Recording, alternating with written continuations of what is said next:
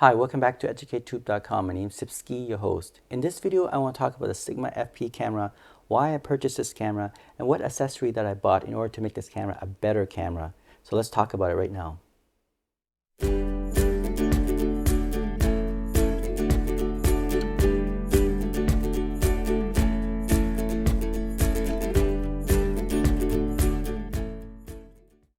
Alright, so here is a Sigma FP camera. It's an amazing cinema camera. There are two main reasons initially why I bought this camera. Number one, its low light capability, which is at par with the Sony a7S II. Number two, it can record 12-bit CD&G video file. That is amazing for color grading. Now, you can record internally at 1080p quality, or you can do 4K using the SSD drive, this one here. So you can actually hook up an SSD drive directly to the Sigma FP using their USB-C, which is great because you can have 1 or 2 terabyte of recording at 12-bit CD&G 4K DCI quality. So amazing. All right, so that's one thing I like about this Sigma camera is that you got a really good cinema video file that you are able to work with. In addition, it has ability to connect to different lens system. For example, I have here a lens adapter to my Nikon f-mount lens. So here is the 50mm f1.4 Nikon lens. Amazing lens, by the way, and it's very affordable. Nice smooth manual focus, and you can change the aperture just rotating this ring here, and you're able to go from 1.4 all the way to 16. In addition to having different lens system, I can also put in a different ND filters. Now I have a variable ND filter that fit perfectly to this Nikon 52mm ring. Okay, so let's have a look at this ND filter, this variable ND filters.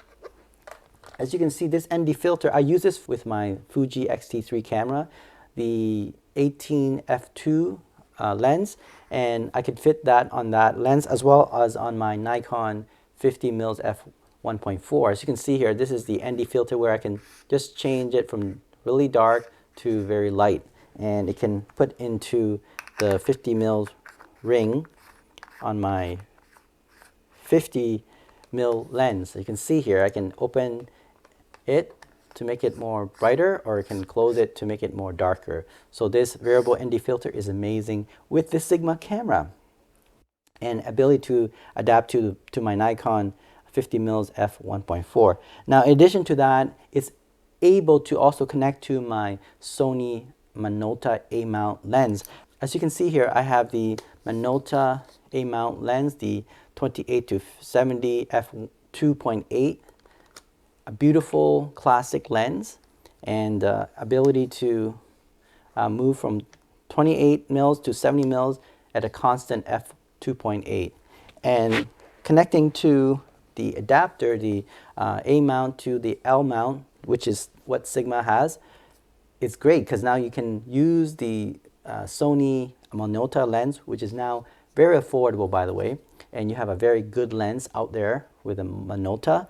Connected to the Sigma, you now have a cheap, very good lens system connected to the Sigma camera. So your lens is taken care of having the Minolta and the Nikon. In addition to that, the powering system of the Sigma, its initial battery that it comes with, is not that great. It's a small battery, comparable to, I would say, the MPW50 of the Sony A7 and the A6000 line.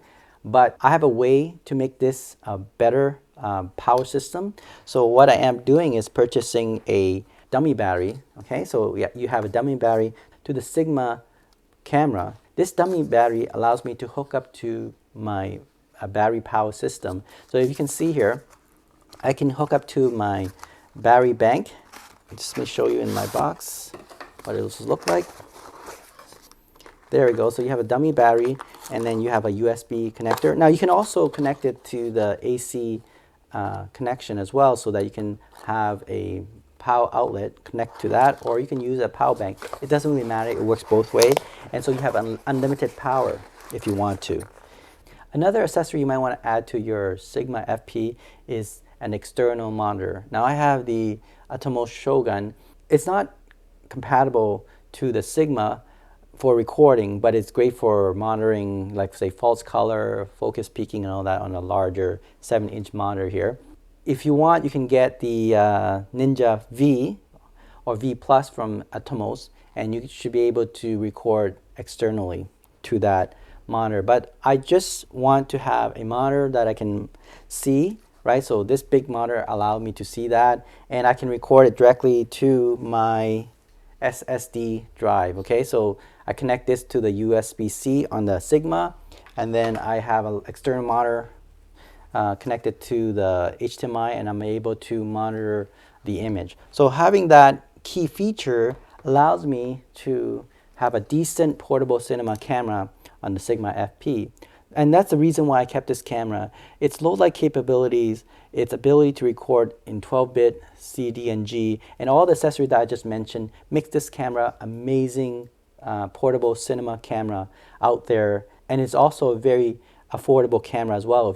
Even if you add on all those systems that I mentioned, the ability to adapt to different lenses system, like the Nikon's lens system and the Sony Minolta A mount lens. As you can see, all the accessories that I mentioned makes this camera amazing cinema camera. Now I forgot to mention one more thing about this camera is the EVF. You can purchase the EVF from the Sigma company, but it's quite expensive. It's around $600-700. But I had a way around that. I actually connected to my video glasses, and that acts as my EVF. So I have a work around that, and it will cost you half of that price. You can check the link below. I made this video a couple months ago, I think about half a year ago, I can't remember, but I connected to my video glasses through the HDMI port, and then now I have a stereo EVF, which is better than the mono screen, right? You have now two screens, you can look with two eyes. So that is another option you can do with this camera. You have an EVF now, you have a better power system, you have a lens adapter connected to Nikon and Minolta A-mount lens, and ability to connect to the ND filter, variable ND filters on a Pacific lens system. All these accessory add-on make this cinema camera amazing, right? So that's why, if you know the system and you have these add-ons, any camera can be a good cinema camera. So I was able to figure that one out myself, like looking at different accessory, and that's why I think this camera is amazing. Next time I'll talk about the Sony a7R III, why I purchased that camera exclusively for photography, and I love that camera for that purpose alone. I'll talk to you soon, and don't forget to subscribe. Bye.